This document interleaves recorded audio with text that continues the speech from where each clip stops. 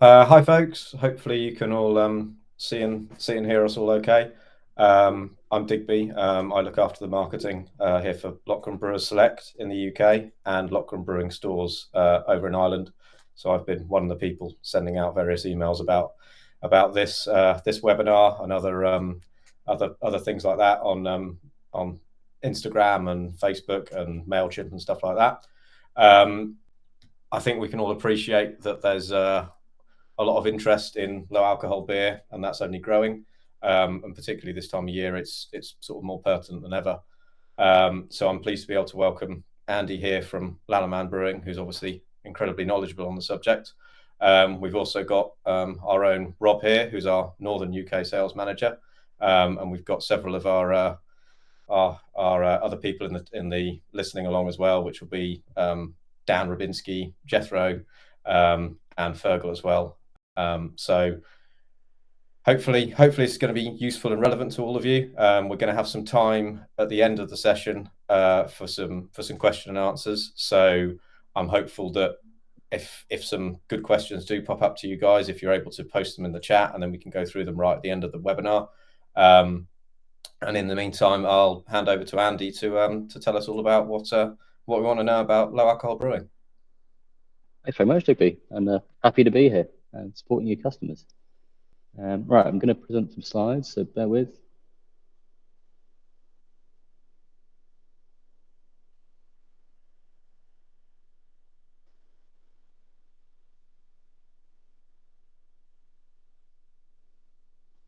All right, just give me a yes if you can see them. I think you should be able to. They're looking good to me, Andy. Perfect, thanks, Digby. So we're going to talk today about low alcohol beer. But before we do, I'll just give you a little bit of background on me, who I am, why I'm talking to you about low alcohol beer, and I'm also going to introduce my colleague very quickly, but she can't actually be here today because we're only allowed 4 speakers on the screen.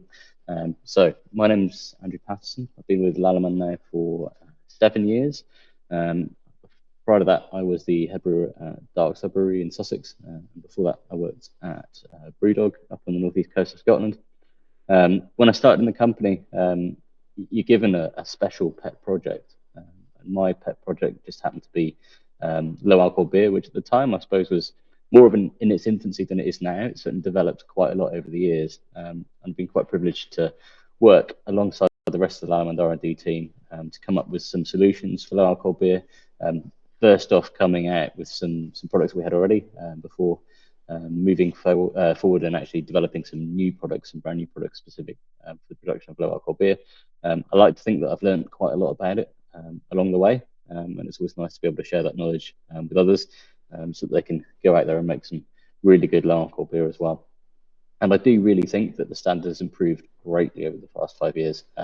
We've gone from beers that were just very worty, quite old-fashioned, to actually being able to get some nice hoppy pale ales and some decent lagers out there as well. So that's what I do, and hopefully that's what I'm going to pass over to you guys today. My colleague in the UK is Alex Blees. Again, she can't talk today, but she is the former head brewer at Gorici Brewery and also works at Wild Beer as well. And you'll probably see her out on the road quite a lot with me, without me, and at BeerX as well later this year. So do come along and say hello at BeerX to myself and to Alex. So without further ado, let's start talking about low alcohol beer. And the first of the slides that we have is a slightly dull slide where we actually define what it actually is, because it does depend on the jurisdiction where you live. In the United Kingdom, alcohol-free is below 0.05% alcohol. So if you want to label as alcohol-free, it needs to be below 0.05%. We're not actually capable of producing that in the ways that we recommend. So what we're going to talk about today is low alcohol beer. So that's beer less than 1.2% alcohol. That's actually a tax bracket. Most of you are going to be trying to produce 0.5% or less alcohol beer. Now, something that I haven't spoken about often, and it's actually something I've only recently added to these slides, is this little caveat here, which tells you about the nutritional information, which does need to be added to beers below 1.2%. So if you're making beers below 1.2%, you need to be adding the calories, you need to be adding of which sugars, fats, that sort of thing. It's just something that sometimes gets forgotten about when you're making these low alcohol beers, that you do need to add that nutritional information. So best that we mention it now. Now, there's different ways in which you can make low alcohol beer, and I'm going to talk more about the second one. The first is kind of mechanical solutions based around removing alcohol from a beer that's just been fermented in a normal fashion. So you might be creating a 5% lager, and then you might remove the alcohol from it. And the probably older way of doing it, although it's still definitely performed by quite a lot of people, would be to use some sort of distillation technique. The obvious downside being that to distill something, you have to heat it up. And in heating something up, you can create flavors that you might not want to produce in the beer that you make. You can sort of get around that a bit by using low pressure distillation. So the low pressure will actually make the boiling point of the ethanol lower, and therefore you're not heating up as much. But you would still need to heat it up a bit in order to be able to remove the alcohol in that way. And thus you create some off flavors formed during the heating of the product. You can also get evaporative loss of flavors as well. So you can get nice volatile aromas being boiled off at the same time as the ethanol. The other mechanical solution you might use is membrane-based techniques, mostly centered around reverse osmosis. That's when you pass the ethanol across a permeable membrane, leaving it behind, and therefore removing the ethanol from the process. There are a few other different techniques as well. So there's falling film evaporation, things like that. But as I said, I'm not going to go into those in a great deal of depth. Now, the second sort of way that you might create a low alcohol beer will be microbiological solutions for limiting alcohol production in the first place. Lallemand, who I work for, a biotechnology company, we make yeast, we make bacteria, we make enzymes, and therefore that's the technique that we have focused on, and that's what I'll be exploring in a bit more detail this afternoon. So this is our biggest challenge when it comes to making alcohol-free beer or low alcohol beer. In a fermentation process, you are going to be making alcohol. So you start with sugar, you introduce yeast, and the products of that reaction are ethanol, alcohol, and carbon dioxide. So the production of ethanol is somewhat fundamental to a fermentation process. And for us, that represents a challenge because we need to produce no more than 0.5% ethanol in our final product. So what can we do about that? How can we alter this reaction to produce less in the way of ethanol? Now, what we need to consider is the importance of sugar composition in beer design. So we're talking here about the sugars that make up the wort in the unfermentable beer. And the ones which are most important to us are glucose, maltose, maltotriose, and dextrin. Now, in a standard fermentation process, using a standard brewing yeast, you're probably talking about between 75 and 90% fermentable sugar. So in order to alter the number of those sugars that are changing into or being transformed into ethanol, we can either change the proportions of sugars, we can change the total amount of sugars, or we might be able to change what's fermenting the sugars. So kind of three strategies based around altering the standard fermentation process to create lower ethanol. And we'll go into that now. So the first thing I'm going to talk about here a little bit is high temperature mashing. So if we go back here, you can see we've got glucose, maltose, maltotriose, and dextrin. Those are the different sugars. And the glucose, the maltose, and the maltotriose are fermentable. The dextrins are not. So if we can use a process where we can create more dextrin than maltotriose, maltose, and glucose, then we can alter the fermentability of our wort and therefore the strength of the final beer. Now, this is a modification of a famous graph that describes the mashing process, and that was called the brewer's window. And what it does really is look at the different activities of beta amylase and alpha amylase, which are the two main enzymes in a brewing wort. Now, these both work in different ways. So alpha amylase cuts up starches, produces shorter chain sugars. Beta amylase will cut these shorter chain sugars two glucose units from the end of each chain and create something called maltose, or the sugar maltose, which is very, very fermentable. They have different optimum temperatures. So the beta amylase, which is creating the main amount of fermentable sugar, has this sort of temperature optimum at about 62 degrees, as you can see on the screen here. The alpha amylase has a temperature optimum around 70 degrees.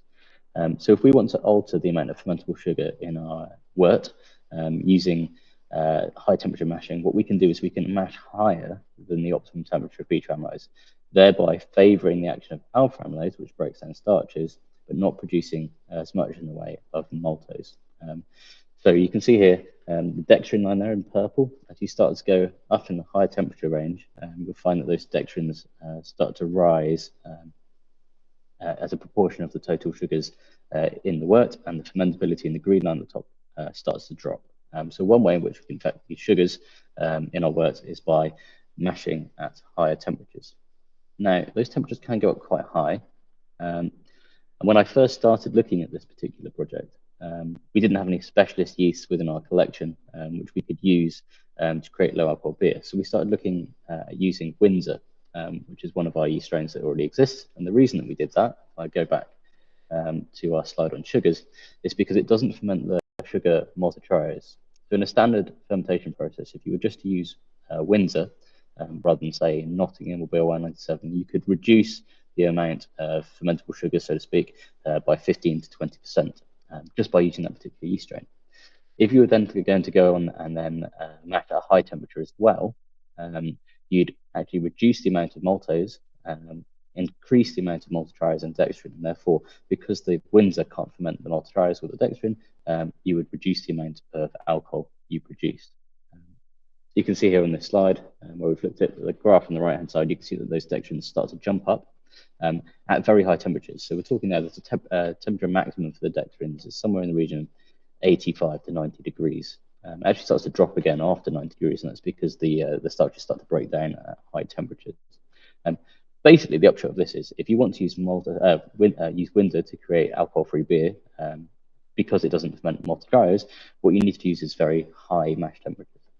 And low gravities as well, because we want to adjust the whole proportion of sugars downwards, we can use a lower starting gravity. And that's fine, it works. It's a solution to making low alcohol beer. The downside being that if you mash at very high temperatures, you end up with worts that don't behave themselves very well. So they're going to be gloopy, they're going to be sticky, they're not going to lauter very well, it's not going to be very stable. So it can be done.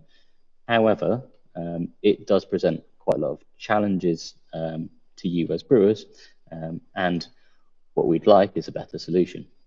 So this is where we started with our low alcohol project. We then moved on to looking at specialist yeast strains. We have a lot of yeast strains within our catalogue that we could use. So we started looking there first. So we did some trials with a baking yeast, which unfortunately was POF positive, so it produced the phenolic off flavour, which you get in Belgian beers. And we looked at a wine strain that wasn't licensed for use brewing. And we looked at an interesting type of yeast called Saccharomyces ludwigi, which is actually a food spoilage organism, but has been used for low alcohol beer production in Germany for a very, very long time. None of them quite made the beer that I liked, and therefore we decided not to go ahead with them. The ludwigi particularly had quite a kind of rotten fruit kind of aroma going on, which wasn't pleasant, and I didn't like. So we started to look at other ways, other ways in which we could create a yeast that only fermented glucose, and therefore left behind the maltose, the maltotriose, and dextrins, and produced a low alcohol beer very easily. And one of the things that we've been doing over the last few years is breeding yeasts to create new ones.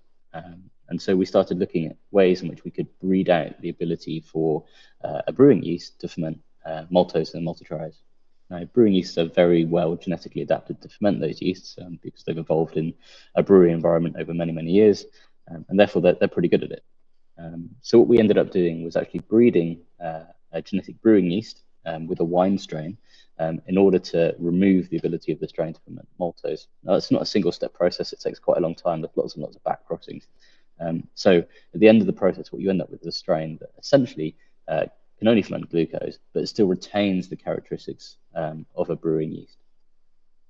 And that strain that we have is our LalBrew LoNa.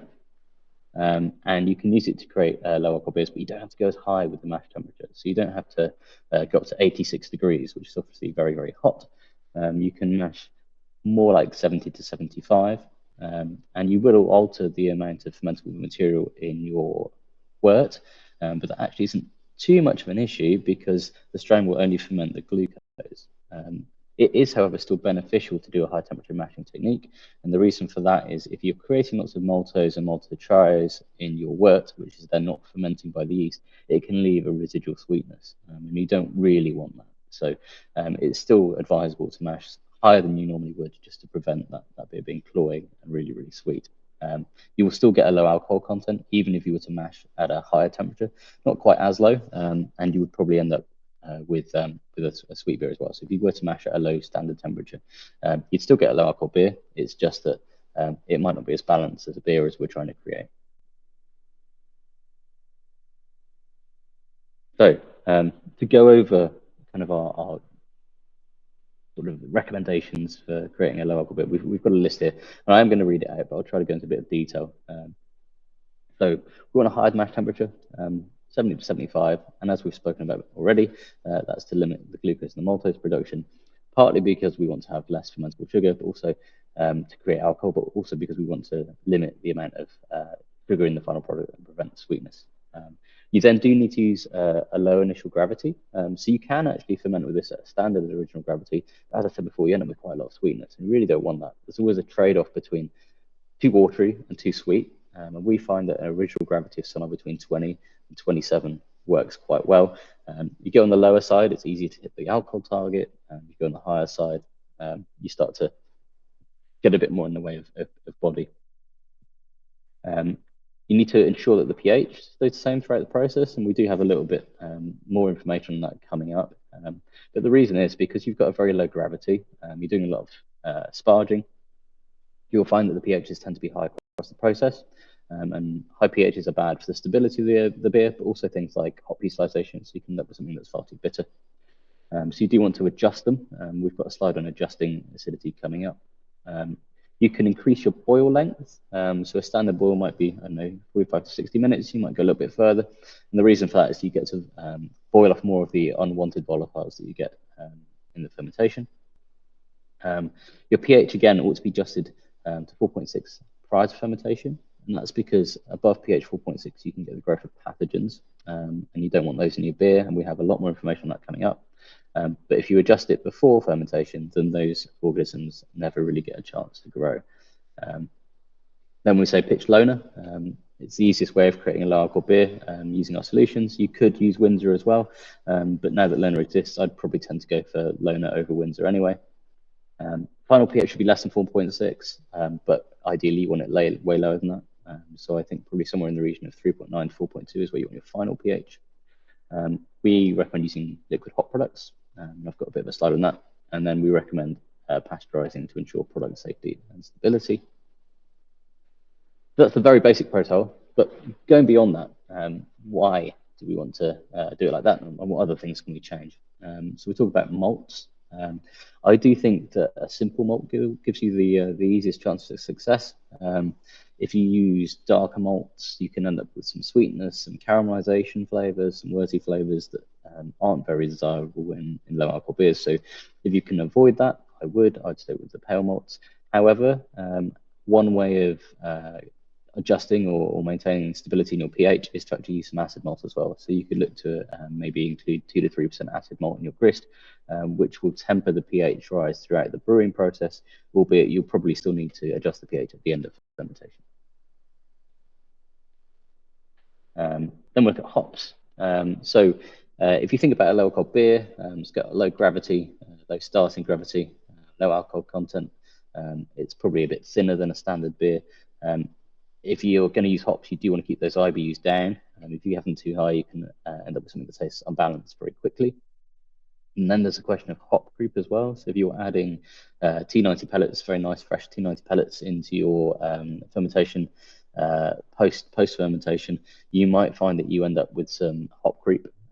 You might end up with some dextromethyl being broken down by enzymes present in the hops, which will give you a higher alcohol content than you would desire. So I would tend to use either enriched pellets or maybe extracts at cold temperatures post fermentation to avoid that. Or you can just keep the hop side. So if you put some hops in the hot side and not in the cold side, then you never need to worry about hop creep in the end product. Appreciate some people be looking for that dry hop characteristic, and that's when you need to go towards extracts and more enriched pellets than T90s. So other considerations, what can you do to adjust the pH? So as I said before, we want that final pH to be down at 3.9 to 4.1. And the natural reaction for many brewers will be to reach for the lactic acid. And that's fine. If you've got lactic acid in your brewery, you can use it. But what I would say is it becomes a bit one-dimensional. If you have to use a lot of it, you can start to get a bit of a lactate taint to the beer. So really, I would start looking at some different acids as well as lactic. And if you were to use a strong acid like hydrochloric or sulfuric acid, you wouldn't need to use very much. But you could also look at things like malic acid. You could look at citric acid. All of them have different flavors, which can bring added layers of complexity to the final beer. In the soft drinks industry, you'd be calling these acidulants, and you'd use them purely on for a flavor basis. You'd be looking at what flavors they can produce in your beer and how they can accentuate that end product. If I were to play around with this, what I would probably do would be to get some water and put varying amounts of acid in water and just taste them and see what they're like. And then when you actually make the beer, you can use those doses in your beer and play around and see where you get to with acid addition. But it's worth doing, and you do want that pH to come down. And it's in some respects, it's nice that in improving your stability, you're also getting to play around with another process that can affect the flavor of the product. So another consideration, which we don't talk about too much, these are aldehydes. So aldehydes cause wort-y, sweet, and cooked flavors in your low alcohol beer. And the reason that they're prevalent in low alcohol beer is during a standard fermentation process, they are reduced by the yeast to their parent alcohols. So all of these would disappear and they wouldn't partake in the aroma of the beer. But because you're in a low alcohol beer, you've got a limited fermentation process. You might have more thermal damage due to pasteurization. These can become a problem. They're all things that you find in things that have been heated, essentially, because many of them are formed by reactions with sugars and amino acids and fatty acids in the presence of oxygen.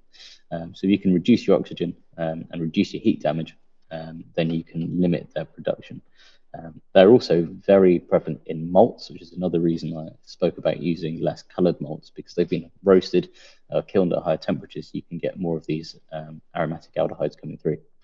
So one thing I do like to suggest to people is that they reduce the coloured malts, but also if they do need a bit more malt in there, they could start looking at some unmalted adjuncts. So you could look at things like torrefied rice, microionized rice products, and use those in place of malt for a proportion of the grist, which will reduce the levels of aldehydes you get in your end product.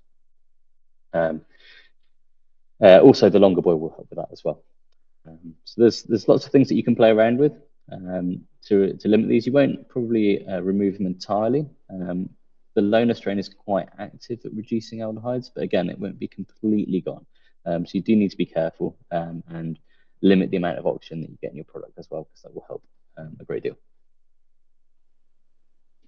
Another consideration we have with low alcohol beer is a lack of body. That's usually because you've got a low original gravity, right? So there's more water in there and there's less dextrin material at the end. So it's got less in the way of body. You can do things like increase carbonation, you can increase chloride in water, and that will improve things.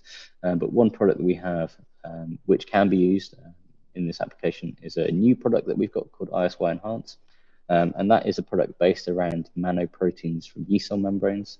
So Lallemand is obviously a yeast company. One of the things that we have is a yeast derivatives company. So they make products from yeast cells.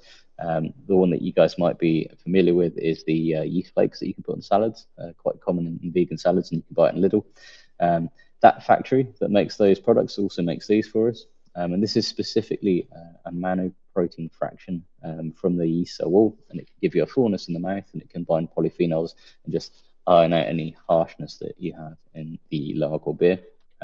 It's actually something that we've transitioned across from the wine world. So it's been used for a long time in the production of red wine. So if you have an acidic, harsh red wine and you want to smooth it out, you could add some of this product to it, and it would help with the mouthfeel. So that's been really successful, and it's very good in low alcohol applications. Now, we're going to talk about something a bit more serious, I suppose a bit less fun.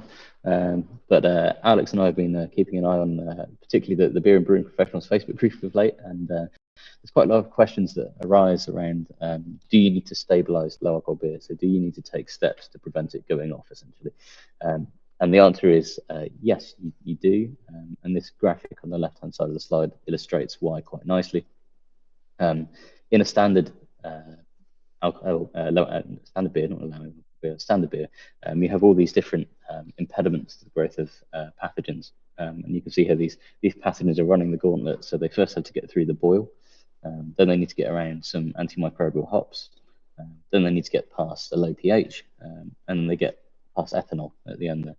And all of these things are altered or lessened to a degree in low alcohol beer, and therefore it is much more likely that you would get pathogen growth or even beer spoiler growth in low alcohol beer, and therefore you do need to take steps to prevent that. And what steps can you take? This is the subject of much debate on the internet right now, and Alex and I have put together a couple of slides which really explain the best ways to do that. So the first and gold standard is tunnel pasteurization. So that's a way of stabilizing the product in pack. So you've already bottled, you've already canned, and you basically put it through a tunnel which sprays hot water into the cans, heats them up, and then cools them down again very quickly in a process known as quenching. And if your dissolved oxygen is quite low, you don't really get any flavor implications from doing that. Pasteurization's got a very bad reputation in brewing because a long time ago, if you heated beer up with very high dissolved oxygen content, you end up with something that was brown and tasted cooked. If you've got low DO, you don't need to worry about that. And it's better than the alternative, which is potentially having unstable beer on the market. Now, you do need quite high PUs. So for low alcohol beer, 40 to 60 is the general guidance. There's some research at the moment looking at how accurate that figure is. And maybe I'll do an update on that at some stage when it's a bit more established. But that is the gold standard. Once your product's in the pack and pasteurized in the pack, nothing's going to get in there and go off. So you don't need to worry about it at that point. The next is flash pasteurization. So that essentially looks like a heat exchanger with a defined length of time, residency time within the pasteurizer. So it heats it up and it goes through a tube and it takes a certain amount of time to go through it. And that's very effective, very good way of getting beer going to kegs to be pasteurized. Can be used for small pack as well. The downside being that if you don't have a sterile fill line, then you can get contamination during the filling process. So you could get contamination of your bottles and cans at fill post pasteurization, and therefore you've still got a problem. They're not as good as tunnel pasteurization, but probably the next best thing. And then finally, you have sterile filtration, which is when you pass beer through a membrane which has a pore size less than 0.45 micrometers in size, and therefore you don't get bacteria going through those membranes. Much like flash pasteurization, if you don't have sterile fill, this could be a risk. It's probably less infallible than flash pasteurization as well, but it is definitely an option if that's what you've got. If you don't have a pasteurizer in-house, sterile filtration is definitely an option here. Right, and next slide. And this is probably where a lot of the conversation has been, mainly because not many people have pasteurizers. I should have mentioned before that the best solution if you don't have a pasteurizer is to actually ship to somebody that does have a pasteurizer, because then they can do it for you. But options for chemical stabilization of beer. And this comes from the website at the bottom. So this is the food guidelines from the European Union. This is what you can add to beer, with the exception of one. So I'll go through them in turn. The first is sulfite. So you'll often see this labeled on beers and wines, does need to be labeled. And there is a limit, 20 milligrams per litre in beer, and 50 milligrams per litre in cask beer. The reason there's a difference in cask beer is because sulfite is also used as a stabilization agent in isinglass vinings. So if you're got a cask with isinglass findings added to them, they will have more sulfites in than a standard fermentation. Some downsides here: sulfite is only active at very low pH, and beer pH tends to be high. That's why it's used in cider and wine, because the sulfite is present in its free form, therefore it works better. Another downside: 20 milligrams per litre is any source, right? So from any source, and sulfite is actually produced by yeast during fermentation. So at the end of fermentation, if you were to check that fermentation for its level of sulfite, you might find that it already has more than 20 milligrams per liter of sulfite in it, and therefore you wouldn't actually be allowed to add any sulfite at all from a second source. Next we have lysozyme. Quantum satis just means that there's no maximum limit in beer, but it tends not to be very good for head retention. It generally isn't used in brewing. Next we have glycolipids. So some examples of those, Nagado and Kyber. They do have quite good activity. We have tested them in our labs. They're not an alternative to pasteurization. Ideally, you would pasteurize too, but they can have a role in stabilizing these products. They're not actually, unfortunately, licensed for use in the UK yet. So they are approved for use in the EU, but that legislation was approved after the regulations from the European Union were copied over to the United Kingdom statute book. So at the moment, it's still going through approval in the United Kingdom. And if this group, the Joint Expert Group on Additives, Enzymes, and Other Regulated Products, which is due to rule on them at some stage, the last meeting was in June, and they haven't come to any conclusion yet. So watch this space. Next, we have benzoic acid. So this is really probably the best bet because it's actually allowed to be used in alcohol-free beer, 200 milligrams per liter, only in alcohol-free beer or beer in kegs containing more than 0.5% added fermentable sugar or fruit juices. So as far as the regulations go, benzoic acid is the place you need to be. It could be sodium benzoate, potassium benzoate, basically salts of benzoic acid, and they can be used at 200 milligrams per liter. Finally, one that is often mentioned is sorbic acid, 200 milligrams per liter, but you'll see there that that regulation doesn't actually mention alcohol-free beer. So it's 200 milligrams per liter, only beer and kegs containing more than 0.5% added fermentable sugar and or fruit juices or concentrates. So the reason that that particular regulation exists is really for things that you find in Germany that tend to be blended with things like lemonade or orange aid. And they can be served on tap. They've got sugar in them, and therefore they're more likely to go off, and therefore you can add sorbic acid to them. Another thing about sorbic and benzoic acid is actually that it doesn't actually kill yeast, so it will stop yeast growing. But if you have yeast present, it might not necessarily kill them, and therefore you could end up with increased fermentation impact, even if you've got benzoic and sorbic acid in there. So hopefully that gives some rundown on the potential stabilizers that you could use. But in conclusion, pasteurization, sterile filtration are the best. And if you did have to go down a chemical route, probably benzoic acid is the way to go. Finally, draft beer challenges. So when you've got beer in the pubs, obviously that keg is connected up to a line, which is essentially open to the environment because it's got a tap on the end of it. And the stability of that beer depends very much on how well it's looked after, the temperature in the cellar, how often the lines are cleaned, how often the taps are cleaned, and that's something that's quite hard to guarantee in a pub environment. And therefore, draft beer can be a bit of a challenge, particularly when there are some studies that show pathogens can survive in low alcohol beer, particularly at high pH. So what can you do? Store it cold, educate your bar staff, and make sure that it's turning over very quickly. And then there are some keg solutions out there as well. So this Heineken product here, I think, is proprietary, but it's called a Bar Blade, and it's a little keg that sits on top of a bar, and you can pour it with there's no line, and therefore it's a lot easier to keep stable. On the right-hand side of the slide here, we have something from Micromatic, which is called Beer Flex.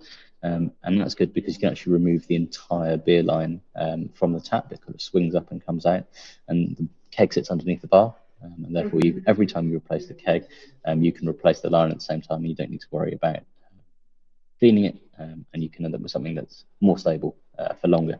So there are some solutions out there, albeit I think it's quite early days for draft solutions for low alcohol beer, but important that we talk about them as well. So I think that's me on the actual presentation side of things. Hopefully that's been valuable information for you. I'd now like to open up to questions, and I think Digby's going to come back online, and we're going to chat through some questions together. Yep, awesome. Thank you, Andy. That's been absolutely great. I think, well, we've had a few questions here asked here as well, but I suppose I'd kind of like to start by saying, if you were gonna run down a sort of a do's and don'ts or an ultimate do's and don'ts, what's the most common mistake that you're seeing I when think somebody's brewing their first low alcohol beer? the ultimate common mistake would probably be don't adjust the pH, and that just makes it so much more susceptible to microbiological spoilage. It's just don't do it. Yeah. So get that pH down nice and low. Make sure you have a good pH meter. Make sure it's calibrated. Don't put anything out that's 4.6 or higher, and ideally don't put anything out that's higher than 4.1 because you really do need the pH to be low. Cool.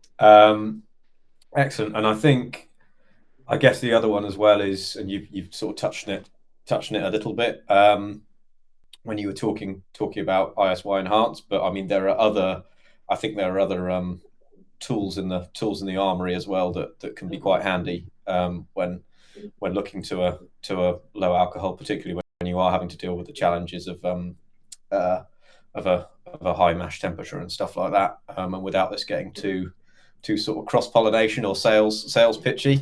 I know that you've got some as well as ISY enhanced. There's some products from AB Vickers, aren't there, that can be quite useful in that respect.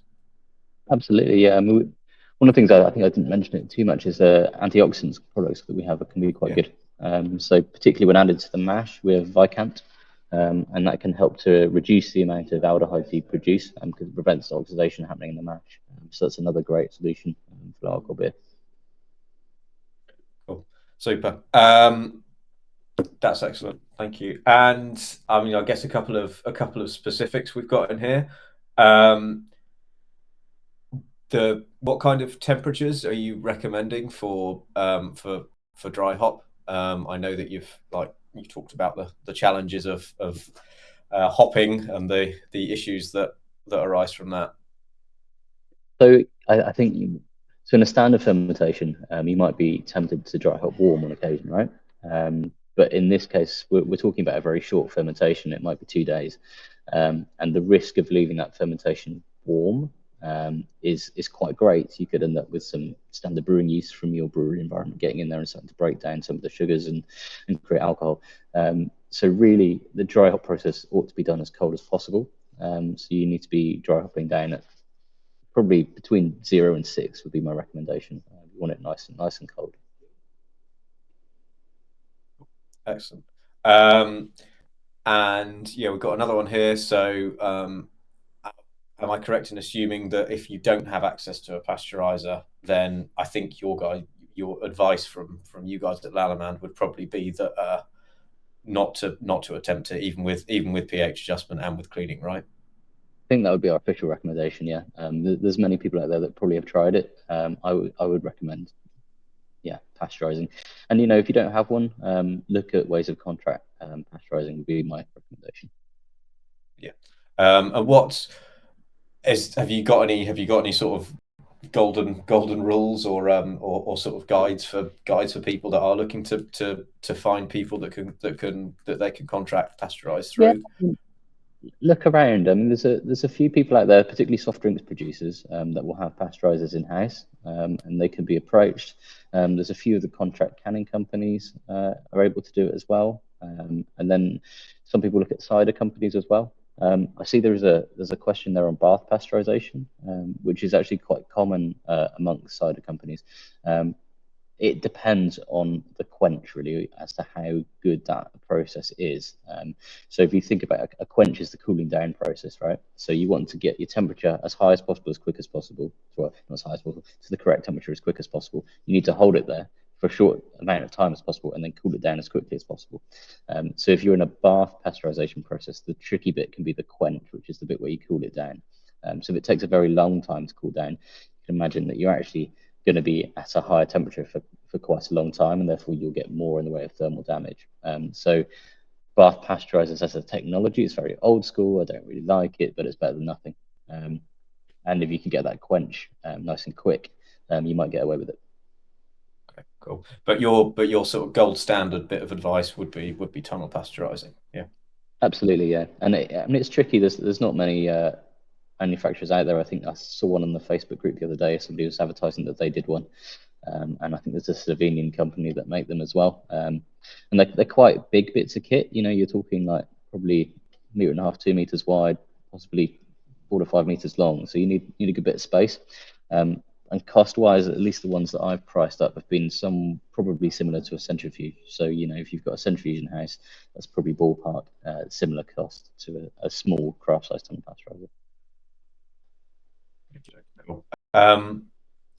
Another one sort of on, I guess around the subject of pasteurization is, as we've got here, is someone asking, when you're producing sort of a hazy alcohol-free beers, is there a risk of like meaty off flavors with pasteurization because of a lack of flocculation on the low alcohol yeast? And if so, like, have you got any solutions that you guys can There could be, yeah. I mean, the best thing you can do is get all the yeast out. You don't really want to be packaging with yeast in it, even in a hazy. Like, you want some of that haze really to be coming from polyphenol protein interactions. But they're not wrong. If you're heating up something that's got protein and polyphenols in it, you might end up with some stability issues as far as not like micro goes, but colloidal stability. You might end up with hazes and particulates. So it's something you would need to play around with and just see how it affects the product you're producing. If you did have yeast in there, yes, you could end up with some like kind of cooked yeast flavors, but really you want to be taking that yeast out as best you can. It's interesting to note because the lack of flocculation in alcohol-free yeast is actually a thing. It's not necessarily down to it being an alcohol-free yeast. You'll find that all low alcohol yeasts don't flocculate particularly well. And that's because in the beers that you produce, you tend to have a relatively high percentage of fermentable sugars, and fermentable sugars can actually inhibit the flocculation process. So while that yeast might not be a terrible flocculator, in the environment that it exists in, it's probably not going to flocculate very well anyway. So finings or centrifuges are the best thing to do. Excellent. So sort of on that subject of fermentation as well, and well, would an extended boil reduce the sort of glucose sucrose content by any meaningful amount via the Maillard reactions? Like, is that? Not really. No, probably barely measurable, I would imagine. The aldehydes that you're producing are very flavor active, so it's not that there's loads of them. It's just they're very flavor active. You've got one about the fermentation time as well. What's how long's a fermentation time typically for something like this? Probably, I wouldn't say any longer than 48 hours. So usually it's 2 days. It might be 3, but 2's usually about right. So it's very, very quick. And then once that fermentation process is done, you cool it down as quick as you can, get it dry, hopped if needs be, and then stabilize. Excellent. And in terms of so we start looking at hops and things like that as well. Obviously, when you're talking about, you're saying that increasing hopping levels, you're probably going to see better results with you've mentioned liquid hop products, but I'm guessing as well that we can expect slightly similar things for what we'd call an enhanced hop product. So that might be in our case that we're very familiar with here at Lallemand Brewer Select. That would be a product like a cryogenic lupulin pellet, CGX from Crosby Hops or similar. Exactly. Yeah. CGX. Okay. Anything really that limits the amount of vegetable matter that's going in. So CGX pellets. The old days we probably would have called them type 45 or something like that. But basically, more enriched pellets. They take them down to a cold temperature and vibrate them, and they retain some of the oils and the resins, and they lose a lot of the vegetable matter. And the enzymes that break down dextrins are thought to be within the vegetable matter, and therefore you get less of them, and they're better in a low alcohol process. So yeah, CGX is perfect. Okay, cool. Yeah, again, I know from studies that were carried out by Crosby in the US that they found in packaged beer, regular alcohol strength beer, that again they had found that those cryogenically enhanced pellets had a lesser chance of hop creep. So that follows for low alcohols as well. So that's great. On the hoppy theme, and do you have a guide on the sort of BU to GU levels for no to low versus versus other sort of styles? Like, have you got a golden ratio or anything I like that? actually don't know. It's maybe something that I should look at. I tend to recommend people somewhere in the region of 15 to 20 BUs, maybe a bit lower for a lager. And then there are some beers that I've been a part of the development of which are actually a bit higher. So I think they go up as far as 30, but that's definitely an outlier. So I would say that the spread is definitely focused around the 15 to 20 sort of mark. Excellent. Super. And we just find a few others that we've got here. Rob, there's one for the ISY enhanced there for just the dosing rate, which is just 20 to 40 grams per hectoliter.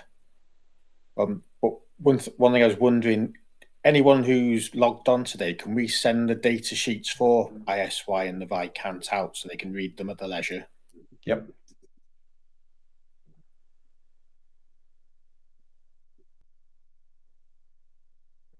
Yeah, well, this is being recorded, everyone, and we will send a follow-up email once it's been downloaded with a link to view it, but also access to some of the products that Andy suggested here, as well as obviously LoNa itself, so you guys can all have a look through and see what else you find useful and need. And obviously also there's always our team at Lachlan Brewer Select or Lachlan Brewing stores to talk to, and as well, of course, Andy and Alex, who are a fantastic repository of knowledge, as we all know.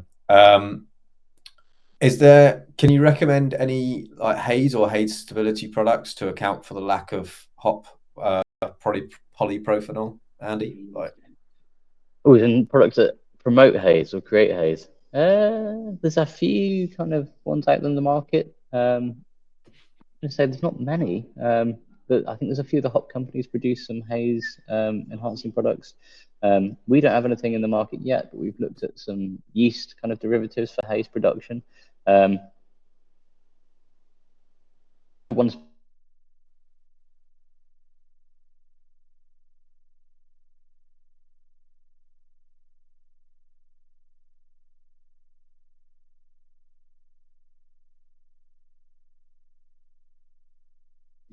He's very deep in thought at the moment. Yeah. I'm sure momentarily. We don't know if he's coming back or not.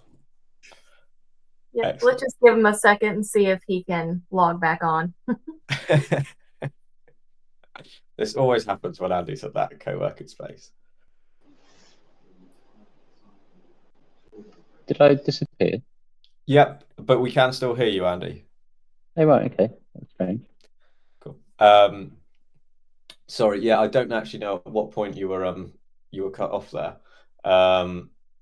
But yeah, hopefully we got to you got to answer that to a decent degree. Are you still hearing us all right and stuff? Are you happy enough to answer a few more questions? Yeah, I can hear you. I don't know why the camera's gone. Okay, Odd. cool. So, I mean, are you finding that stabilizing products currently available aren't a whole load of use if it's a hazy pale due to the yeast that's going on there, or is it the case that's not what's happening? Is that stabilizing microbiologically or colloidally? I suppose that must be about colloidal stability. And the answer is no. The stabilizing products that are available should work quite well. So Protosol we've got some isinglass findings as well. We've got some auxiliary findings. You can try all of those. It's the same as with a regular beer. You do your findings trials and you see what works. And then once you know what works, you would dose it in.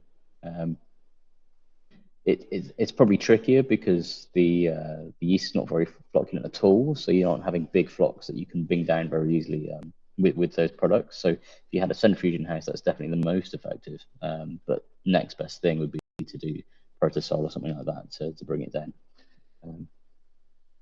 Yeah, so no, you can use them absolutely. Okay, cool. And with those low flocculation challenges, have you got any tips on getting beer ready for sterile filtration, or is it just a case of just watching that fermentation and getting your timing absolutely bang on? You use your findings agents and then check with the microscope to see where you're at, because even if it looks clear, getting it through a sterile filter is quite tricky, and sterile filters are very expensive. So you don't want to be pumping beer that's got yeast in it at sterile filters, because it will blind them and break them, and then you'll have to clean them or buy new ones. So I would just suggest that you do your fining agent, and then you just check where it is with a microscope and make sure it's very, very low before you try and filter it. And I don't know if it's Christy, isn't it? Christy McIntosh. I'm not sure what your experience is in filtration, but you never just put it through a sterile filtration if it's not been filtered before. So you'd always go through like a 10 or a 5 or a 3 micron filter first, just so that you're not hitting those sterile filters with a high degree of yeast loading. Later on in the process, let's say before a packaging line, after the beer's already been sterile filtered, you can put it through a sterile filter again without additional filtration in place. But for a first time, you never throw it just at a sterile filter. Super. Yeah, that's great. Thank you. Another one on ISY. Are you finding it aids head retention at higher dosage rates as well? Like by the time that that obviously people are having to potentially use it in a greater level in a low alcohol beer, are they going to find another benefit for head retention there, or do you recommend other products in addition to that? It's actually not something that I've looked at particularly, but we do other products for head retention. So, I mean, I think as the person asking the question probably is aware, when you're making low alcohol beer, you have a much lower protein content in the end products, and those proteins tend to be the things that accentuate head production in beer. So we do have some products, PGA, which can be used to enhance head retention if your head retention is bad. So it's not something that I've explored using ISY for, and I'm not sure that it would have the desired effect, but we do have other things for that. Okay. Excellent. I'm hoping that we've covered most people's points here, unless anyone's got anything else they'd like to throw in there that that's arisen from Andy's extra questions or anything like that.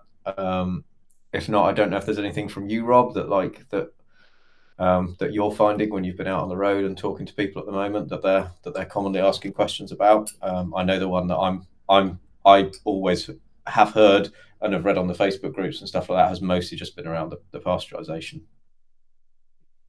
I think Andy's pretty much covered everything. And yeah, pasteurization is one of those where obviously the guys are recommending you should do. I'm sure there are many people out there who aren't. But yeah, that is a risk for the breweries to take, I guess, not for us to say, or not really. But yeah, there are people out there. I think it's definitely one of the mobile canners in the Northwest does the tunnel pasteurization. And there's a few breweries in Manchester who do send stuff off to them to be done. So yeah, there are people out there, not necessarily that far away from you. Cool. Super. Yeah, and I know as well, I definitely recommend talking to everyone around you, talking to your network. And if that's not offering you any success, then by all means, reach out to us, reach out to the guys here at Lallemand, because I know that they have suggestions, and they've got a wider network of people that they can suggest for pasteurizing and things like that. And similarly, if anyone's got any more specific questions or anything specifically about their kit or anything like that, then yeah, there are experts around and available. So please feel free to get in touch with us, or get in touch with Lallemand, and we can get you the answers you need. Super. Andy, anything else from you? No, that's everything from my side. Brilliant. Yeah, experiencing awesome. A bit of stability issues with the program here, so hoping that cool. Last the distance. I say there's one question from Barney about, is it the places where we're selling the kegs to we have to worry about? And I would say always there's the place you're selling to that you have to worry about. But yeah, once broached, they need to be drunk quickly. If they're not going to get drunk quickly, then you could have problems. That's absolutely cool. Excellent. Well, thank you ever so much to everyone for attending. Thank you to Andy particularly for his the time and expertise he's given us here.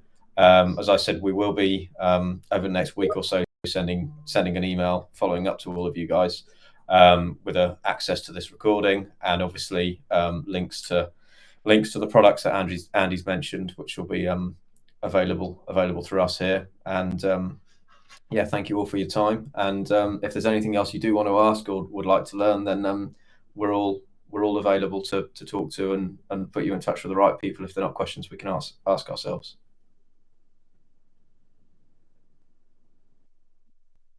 Brilliant. Thanks, Digby. Awesome. Cheers. Thank you.